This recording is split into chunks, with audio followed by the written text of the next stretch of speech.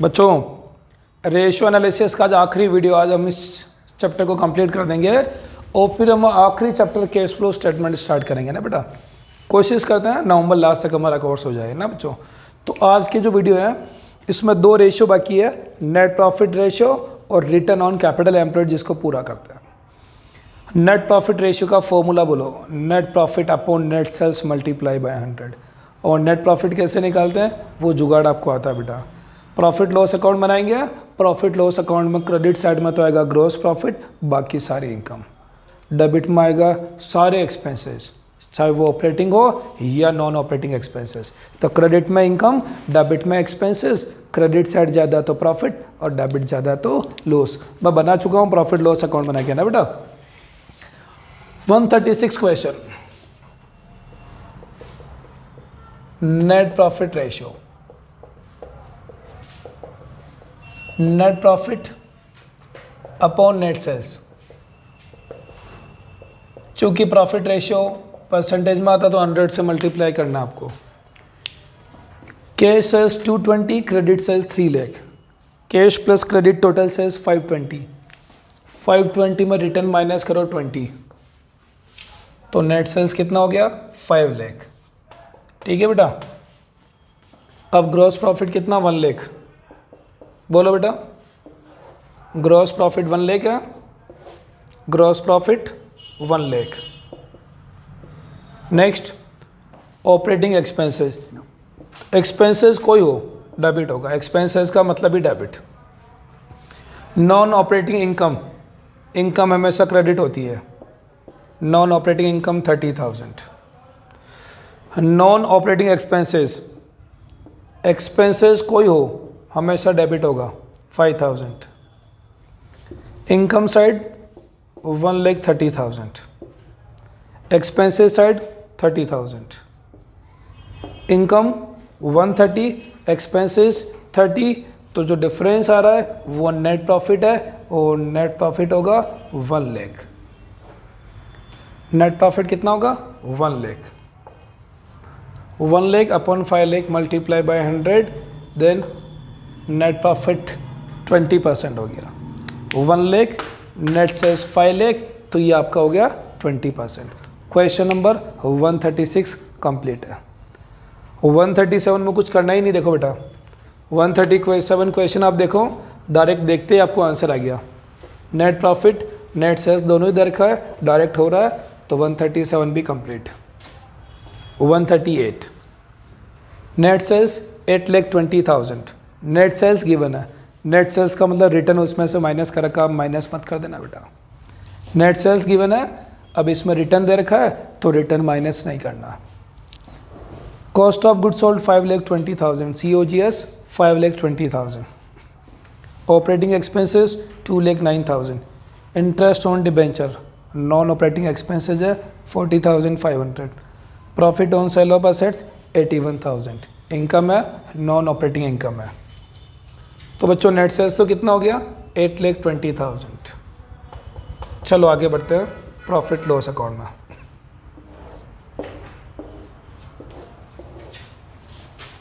सबसे पहले GP, sales minus cost of good sold. Sales का 820, COGS का 520। 820 माइनस 520, तो GP हो गया आपका 3 लाख। अब हम आगे बढ़ते हैं operating expenses 2,09,000। Interest on debenture 40,500। Profit on sale of assets 81,000। Profit loss के लिए तो बहुत इजी बेटा, ज़्यादा माइंड करो ही मत कभी। इनकम है तो क्रेडिट और एक्सपेंसेज है तो डेबिट, बस नेट प्रॉफिट आ जाएगा। इनकम की टोटल कितनी हो रही है 381 हो रही है। एक्सपेंसेस की बात करें 381, एक्सपेंसेस में 2,49,500। नेट प्रॉफिट आ रहा 131,500। 131,500 नेट प्रॉफिट 1,31,500 डिवाइड बाई 8,20,000, ये आ रहा आपका 16.5 0.03%। कौन सा क्वेश्चन कराया सर आपको ये? 138। अब क्वेश्चन करना है 139। 139 क्वेश्चन में रेवेन्यू कितना बेटा? नेट सेल्स कितना? 4 lakh. Gross profit 25%। Operating ratio 90%। देखो बेटा ये क्या लिखा? Operating ratio 90%। अगर ऑपरेटिंग रेशियो 90% है तो ऑपरेटिंग प्रॉफिट कितना होगा? 10%। अगर ऑपरेटिंग रेशियो 90% है तो ऑपरेटिंग प्रॉफिट कितना होगा? 10%। मैंने बताया था ऑपरेटिंग रेशियो का मतलब ऑपरेटिंग कॉस्ट। अगर ऑपरेटिंग कॉस्ट 90% है तो बचा हुआ 10% क्या हो गया? प्रॉफिट हो गया। ऑपरेटिंग प्रॉफिट हो गया 10%। Operating profit 10%। 4 लाख का 10% 40,000। Non operating expenses 2,000। Non operating expenses 2,000। Non operating income 22। Income है तो क्रेडिट और एक्सपेंसेज है तो डेबिट। 62,000 माइनस 2,000। नेट प्रॉफिट कितना आ गया? 60,000। सेल्स कितनी है? 4 लाख।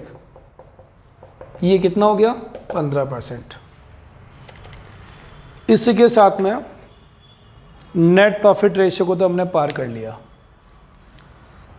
अब हम बात करेंगे, आखिरी रेशियो बच रहा है रिटर्न ऑन कैपिटल एम्प्लॉयड, जिसका दूसरा नाम होता है return on investment.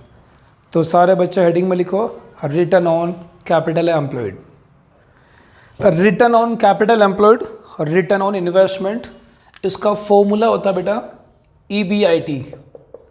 EBIT upon capital employed multiply by 100। Earning before interest and tax upon capital employed multiply by 100। पहले हम इस फॉर्मूले पर डिस्कस करते हैं तो आपको कॉन्सेप्ट इजीली कवर हो जाएगा। EBIT का फॉर्मूला होता है, EBIT का मतलब होता है earning before interest and tax. इसमें से माइनस करूंगा मैं इंटरेस्ट, तो ये आएगा हमारा EBT earning before tax, profit before tax. इसमें से माइनस करते हैं टैक्स, तो ये आएगा earning after tax, profit after tax. इसमें से माइनस करेंगे प्रेफरेंस शेयर डिविडेंड, तो ये बचता है earning for equity share. Earning for equity share में से इक्विटी शेयर को हम डिविडेंड दे देंगे और उसके बाद जो बचेगा वो हमारा रिजर्व होगा, वो हमारा रिटेन अर्निंग होगा। जो पैसा बच गया वो रिजर्व में ट्रांसफर कर देंगे। Profit before interest and tax, interest minus किया तो profit before tax, tax minus किया तो प्रॉफिट आफ्टर टैक्स। इसमें प्रेफरेंस शेयर को डिविडेंड दिया, अर्निंग फॉर इक्विटी शेयर। जो अर्निंग बची वो सारी इक्विटी शेयर होल्डर के लिए, या तो वो डिविडेंड दो या रिजर्व में ट्रांसफ़र करो। अगर डिविडेंड डिसाइड कर लिया तो रिजर्व में ट्रांसफ़र करना, और रिजर्व में ट्रांसफ़र कर लिया तो बचा हुआ डिविडेंड दे दो। तो ये हमारा EBIT का कॉन्सेप्ट है, earning before interest and tax, या बोल सकते हैं profit before interest and tax. Next बात करता हूँ मैं कैपिटल एम्प्लॉयड, यानी बिजनेस में जो कैपिटल लगा हुआ उसको बोलते हैं हम कैपिटल एम्प्लॉयड। वैसे छोटा मोटा जिक्र मैंने आपको कैपिटल एम्प्लॉयड में पहले क्या रखा था, पर आज इसकी डिटेल समझा देता हूँ कैपिटल एम्प्लॉयड क्या होती है। बैलेंस शीट बनती बेटा, बैलेंस शीट में हमारा था इक्विटी शेयर, प्रेफरेंस शेयर और रिजर्व है। ये जो शेयर होल्डर फंड है ये इक्विटी भी होता है, ये शेयर होल्डर फंड को हम इक्विटी बोलते हैं।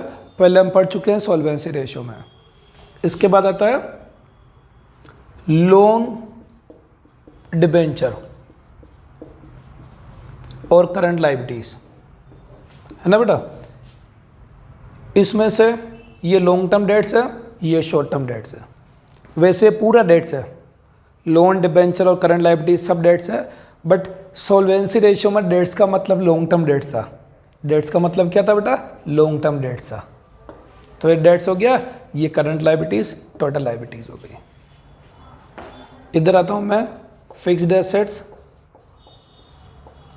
इन्वेस्टमेंट, करंट एसेट्स, ये हमारी एसेट साइड हो गई। बच्चों ये हमारी कैपिटल है, ये हमारी कैपिटल है। डेट्स और इक्विटी को मिला के कैपिटल बनता है। मैंने काफ़ी डिटेल से समझाया था आपको सॉल्वेंसी रेशियो में, वापस बोल रहा हूँ, ये हमारी कैपिटल है। अभी तक तो हम equity share, preference share, reserve को कैपिटल मानते थे। डेफिनेटली कैपिटल है, बट ये इक्विटी है, ओनर्स कैपिटल है। डिबेंचर, लोन, डेट्स है, बट ये भी कैपिटल है, ये एक्सटर्नल कैपिटल है। क्योंकि लोन लिया 15 साल 20 साल के लिए, डिबेंचर इश्यू किया 10 साल 20 साल के लिए, तो बैंक ने जो लोन दिया, पब्लिक ने जो डिबेंचर दिया, ये भी तो 10 20 25 साल के लिए दिया ना बेटा। तो इन्होंने भी तो आपको लॉन्ग टर्म के लिए पैसा दिया, तो ये भी कैपिटल है। तो ये भले डेट्स है, बट ये लॉन्ग टर्म डेट्स होने से इसको हम कैपिटल एम्प्लॉयड मानते हैं। तो ये जो पार्ट है ना, यहाँ से लगा कि यहाँ तक का, ये सब कैपिटल है, ये ओनर्स कैपिटल है और ये एक्सटर्नल कैपिटल है। तभी तो हमने फॉर्मूला बनाया था, डेट्स अपॉन इक्विटी, इंटरनल और एक्सटर्नल कैपिटल में कंपैरिजन किए थे। अभी ये जो पार्ट है, ये कैपिटल एम्प्लॉयड बिजनेस के कैपिटल है। इस कैपिटल एम्प्लॉयड कैलकुलेट करने के क्या क्या फॉर्मूला है? वेरी फर्स्ट, सबसे पहले तो लिख दो आप, equity share, preference share, reserve है, डिबेंचर, लोन। ये तो आपका जो दिख रहा है वो डायरेक्ट फॉर्मूला हो गया, है ना बेटा। दूसरा फॉर्मूला, डेट्स प्लस इक्विटी। जिसने सॉल्वेंसी पढ़ा उसको मालूम पड़ गया, debts plus equity, debts in the sense long term debts. तीसरा formula, total assets minus current liabilities. Assets approach में जाऊंगा, टोटल एसेट्स में से मैंने करंट लायबिलिटीज माइनस किया, total assets minus current liabilities. वैसे यार बच्चों, मैं आपको कैपिटल एम्प्लॉयड गुडविल वाले चैप्टर में भी पढ़ा चुका हूँ, याद होगा, आप अपनी नोटबुक खोल के देखना, मैंने कैपिटल एम्प्लॉयड गुडविल वाले चैप्टर में भी पढ़ा दिया, सोल्वेंसी वाले में भी बता चुका हूँ, थर्ड टाइम पढ़ा रहा हूँ। टोटल एसेट्स में से करंट लायबिलिटीज माइनस करो तो ये बचा हुआ पार्ट कैपिटल एम्प्लॉयड हो गया। ये एसेट्स अप्रोच है बेटा। चौथा फॉर्मूला, ठीक है, बाय द वे इन्वेस्टमेंट नहीं है तो fixed assets plus current assets. क्या फॉर्मूला था? Total assets minus current liabilities ना, total assets minus current liabilities. तो टोटल एसेट्स का मतलब fixed assets plus current assets, fixed assets plus current assets क्या हो गई? Total assets minus current liabilities, minus current liabilities. Total assets का मतलब fixed assets plus current assets total assets है, minus current liabilities. Fixed assets plus current assets minus current liabilities. Fixed assets plus current assets minus current liabilities. C A minus C L, C A minus C L क्या होती है? Working capital. तो नया formula क्या बन गया? Fixed assets plus working capital. C A minus C L working capital, fixed assets plus working capital. ये हमारा चौथा फॉर्मूला हो गया कैपिटल एम्प्लॉयड का। और ये सारे फॉर्मूले कहाँ से बने? इस कॉन्सेप्ट से बने। सारे फॉर्मूले याद रखना पॉसिबल नहीं अगर आपको कॉन्सेप्ट नहीं पता, तो कॉन्सेप्ट आना ज़्यादा ज़रूरी है। तो कैपिटल एम्प्लॉयड का formula, equity share, preference share, reserve, debenture और लोन। दूसरा फॉर्मूला डेट्स प्लस इक्विटी। तीसरा formula total assets minus current liabilities. चौथा formula fixed assets plus working capital. ये कैपिटल एम्प्लॉयड कंप्लीट हो गया और ये ईबीआईटी कंप्लीट हो गया। तो रिटर्न ऑन कैपिटल एम्प्लॉयड का formula EBIT upon capital employed. Return का मतलब प्रॉफिट होता है।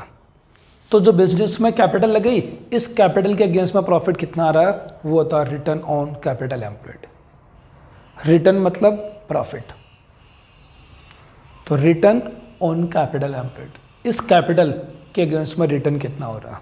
ये जो पूरी कैपिटल है ना बेटा, इस कैपिटल के अगेंस्ट में रिटर्न कितना हो रहा है, वो होता है रिटर्न ऑन कैपिटल एम्प्लॉयड। दूसरा नाम क्या है इसका? बीएसटी में पढ़ा होगा आपने, return on investment. ROI, return on investment, ROI। बेटा ये कैपिटल जो है ना बिजनेस में, ये भी लोगों का इन्वेस्टमेंट ही है ना। जो कैपिटल होती है वो भी तो क्या लोगों का इन्वेस्टमेंट है। इस इन्वेस्टमेंट के अगेंस्ट में जो रिटर्न हो रहा है, कैपिटल लोगों ने इन्वेस्ट किया तो ये इन्वेस्टमेंट है, इस इन्वेस्टमेंट के अगेंस्ट में रिटर्न हो रहा है, इसीलिए इसका नाम क्या होता है, रिटर्न ऑन इन्वेस्टमेंट। तो ये हमारा फॉर्मूला कंप्लीट हो गया। आप सारे बच्चों को ये फॉर्मूला इसी मिनट से नोट करना चाहिए, ताकि कॉन्सेप्ट परमानेंट रहेगा तो फ्यूचर में समझने में दिक्कत नहीं आएगी, आगे तक काफ़ी चीज़ें काम कर देगी। तो जल्दी से आप सारे बच्चे वीडियो को पॉज करके रिटर्न ऑन का इन्वेस्टमेंट का फॉर्मूला नोट करो बेटा। तो बेटा रिटर्न ऑन कैपिटल एम्प्लॉयड के जो क्वेश्चन ये करते हैं, इसी के साथ में हमारा चैप्टर कंप्लीट हो जाएगा। 140 profit after tax 6,50,000। Return on capital employed का formula EBIT upon capital employed multiply by 100 है ना बेटा। EBIT कैसे करना है, EBIT minus interest, EBT minus tax, earning after tax. Earning after tax 6,50,000, tax की रेट 50%। मैं आपको पहले ऐसा कुछ क्वेश्चन सॉल्वेंसी रेशियो में करवा चुका हूँ। टैक्स 50%, 50% किसका होगा, EBT का। EBT का 100 है तो tax 50, earning after tax 50। Earning after tax 6,50,000, earning after tax 6,50,000 जो कि 50 है। अर्निंग आफ्टर टैक्स 6,50,000 जो कि 50 है, तो earning before tax 100, earning before tax 100 यानी 13 लाख। अर्निंग आफ्टर टैक्स 6,50,000 जो कि 50 है, तो अर्निंग बिफोर टैक्स 100 मतलब 13 लाख। अर्निंग बिफोर टैक्स 100 यानी 13 लाख। अगर ये 13 लाख है तो टैक्स की रेट 50% बेटा। 13 लाख का 50% 6,50,000, तो प्रॉफिट आफ्टर टैक्स 6,50,000। ऐसा क्वेश्चन मैं करवा चुका हूँ इंटरेस्ट कवरेज रेशियो में, जहाँ अर्निंग आफ्टर टैक्स था और टैक्स की रेट थी। चलो आगे बढ़ो। 10% डिबेंचर 10 लाख, 10 लाख के डिबेंचर है और इंटरेस्ट की रेट 10% है, तो 10 लाख का 10% इंटरेस्ट कितना बनेगा, 1 लाख। 10 लाख का 10% इंटरेस्ट कितना बनेगा, 1 lakh. 13 + 1 14। EBIT 14 lakh as per note number 1। Same question कराया था मैंने इंटरेस्ट कवरेज रेशियो में आपको। अब बात करते हैं कैपिटल एम्प्लॉयड की। ठीक है बेटा, कैपिटल एम्प्लॉयड का formula fixed assets plus working capital. Fixed assets 22,50,000 और provision for depreciation 250। Fixed assets में डेप्रीशिएशन माइनस करो। 22,50,000 का फिक्स्ड एसेट्स है, डेप्रीशिएशन 250, तो फिक्स्ड एसेट्स 20 लाख हो गया। 22,50,000 का फिक्स्ड एसेट्स, डेप्रीशिएशन 250, तो फिक्स्ड एसेट्स बच गया 20 lakh plus working capital. Working capital मतलब CM minus CL। Current assets minus current liabilities. 12 - 4 कितना हो गया, 8 lakh. Fixed assets plus working capital. Fixed assets 20 lakh, working capital 8 lakh, total कितना हो गया, 28। रिटर्न ऑन कैपिटल एम्प्लॉयड 50% हो गया। 140 अच्छा क्वेश्चन है। मुझे क्या लगता है कि इस क्वेश्चन को बड़ी तसल्ली के साथ एक बार आपको अभी कर लेना चाहिए। इस क्वेश्चन को तसल्ली के साथ एक बार आपको अभी कर ही लेना चाहिए। चलो साहब आगे बढ़ो। 141 EBIT अपॉन कैपिटल एम्प्लॉयड। कुछ करना ही नहीं, रेडीमेड लिखा हुआ। ये EBIT, ये कैपिटल एम्प्लॉयड, डायरेक्ट क्वेश्चन हो गया। 250 अपॉन 10 लाख 25% कंप्लीट बेटा। 142 डायरेक्ट हो रहा है। EBIT कितना बेटा, 6 लाख। कैपिटल एम्प्लॉयड का formula fixed assets plus working capital, fixed assets plus working capital 20 + 10 30 lakh, direct हो गया बेटा। Fixed assets plus working capital capital employed हो गया, EBIT upon capital employed direct question हो गया। 143 क्वेश्चन, EBIT लिखा हुआ 4 लाख, डेट्स लिखा हुआ 8 लाख और शेयर होल्डर फंड लिखा हुआ 4 लाख। EBIT तो रेडीमेड लिखा हुआ है 4 लाख। कैपिटल एम्प्लॉयड का formula debts plus equity, debts plus equity, debts का 8, इक्विटी का 4, 8 + 4 12 लाख। कितना हो गया बेटा? 4/12 33.33%। ये क्वेश्चन अच्छा था, ये तो बच्चों जैसे क्वेश्चन है, तुम्हारे लेवल के क्वेश्चन जो तुमने कर लिए। अब मैं एक अच्छा क्वेश्चन करा रहा हूँ 145, आज का आखिरी क्वेश्चन है, इसी के साथ मैं चैप्टर कंप्लीट कर लूँगा, है ना बेटा।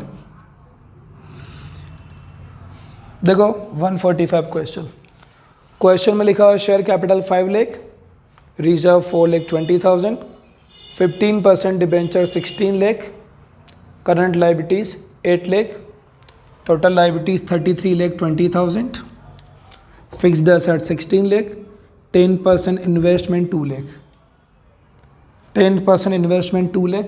इन्वेस्टमेंट के बारे में कुछ भी लिखा हुआ नहीं है तो उसको ट्रेड इन्वेस्टमेंट मानना। If there is no investment, no information regarding to investment, then it is treated as trade investment. 10% non-trade investment 1,20,000. Total liabilities 33,20,000. अब नीचे लिखा हुआ 9,72,000, इसके लिए लैंग्वेज लिखी हुई बेटा क्वेश्चन नंबर 145 में ना, इसमें लिखा आपको profit, net profit before tax, profit before tax 9,72,000। Question में लिखा नेट प्रॉफिट बिफोर टैक्स 9,72,000। ये क्वेश्चन बेटा आपका। Formula EBIT upon capital employed. पहले तो हमें EBIT चाहिए बेटा, EBIT minus interest profit before tax, profit before tax 972, interest 16 lakh का 15% इंटरेस्ट आएगा। 16 लाख का डिबेंचर है और इसका 15% इंटरेस्ट, तो 16 लाख का 15% इंटरेस्ट आ रहा 2,40,000। 16 लाख का डिबेंचर है, इंटरेस्ट के रेट 15%, तो 972 प्लस 2,40,000 12,12,000,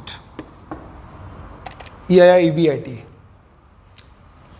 लेकिन मैंने जब गुडविल पढ़ाया तब आपको एक बात समझाई थी, कैपिटल एम्प्लॉयड में नॉन ट्रेड इन्वेस्टमेंट नहीं आता, कैपिटल एम्प्लॉयड में नॉन ट्रेड इन्वेस्टमेंट नहीं आता, और जब नॉन ट्रेड इन्वेस्टमेंट नहीं आता तो इसकी इनकम भी कंसिडर नहीं करनी है।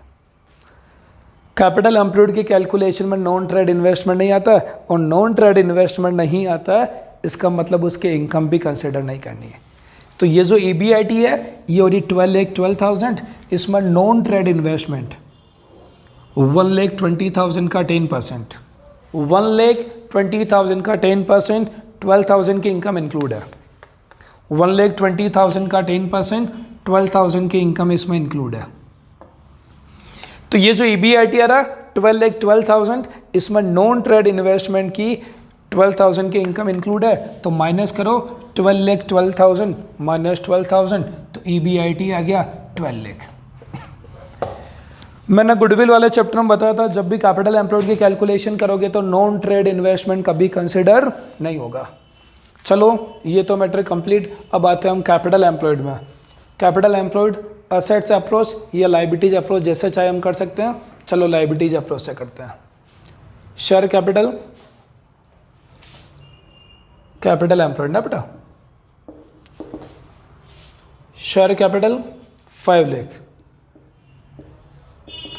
Reserve 420 plus debenture 16 lakh minus non trade investment, non trade investment minus होगा 1,20,000, 1,20,000, 16 5 21 23 23 20 तो ये आ गया 24, 16 5 21 4 25 20 25 20 तो 24। ये तो लाइबिलिटीज अप्रोच थी। Share capital 5 lakh, reserve 420, debenture 16 lakh minus non trade investment. और अगर असेट्स अप्रोच से जाऊं तो total assets excluding non trade investment, total assets, but इसमें नॉन ट्रेड इन्वेस्टमेंट कंसिडर नहीं होता, तो टोटल असेट 33,20,000, इसमें से 120 माइनस करो। टोटल असेट 3320, जिसमें से आप लोग क्या कर दो बेटा, इस नॉन ट्रेड इन्वेस्टमेंट को हटा दो। तो 3320 में नॉन ट्रेड हटाया तो टोटल असेट्स कितनी बच गई, 32 lakh minus total assets minus current liabilities. Total assets 3320 minus 120, ये हो गया आपका 32 लाख, और करंट लायबिलिटीज का 8, 32 माइनस 8 24 लाख। अप्रोच कोई लगाओ, चाहे लायबिलिटीज अप्रोच लगाओ, असेट्स अप्रोच लगाओ, कैपिटल एम्प्लॉयड तो सेम रहेगा। बट वापस याद दिला देता हूं, non trade investment is not part of capital employed, capital employed में नहीं आता, वो मैंने आपको गुडविल वाले चैप्टर में बहुत डिटेल से समझा रखा है ना बेटा। तो 12 लाख अपॉन 24 हो गया 50%। बस रिटर्न ऑन कैपिटल एम्प्लॉयड खत्म है बेटा। अब आप बच्चों को क्या करना है, जो भी क्वेश्चंस बच रहे हैं वो सब मिसक्लेनियस क्वेश्चंस है। Liquidity ratio, solvency ratio, activity ने टर्नओवर रेशियो, प्रॉफिट रेशियो के मिक्स क्वेश्चंस है, ज़्यादा नहीं, 10-12 क्वेश्चन और बाकी है। वो 10-12-15 जो भी क्वेश्चन बाकी है वो आपको कंप्लीट करना है, और उसी के साथ चैप्टर कंप्लीट हो जाएगा। फिर हम मिलते हैं आखिरी चैप्टर कैश फ्लो स्टेटमेंट में। तो बच्चों कल मिलेंगे हम लोग न्यू चैप्टर में कैश फ्लो स्टेटमेंट के साथ, बट इसके जो भी मिसक्लेनियस क्वेश्चंस बच रहे हैं वो आप लोग होमवर्क में ज़रूर करें। बाय बच्चों।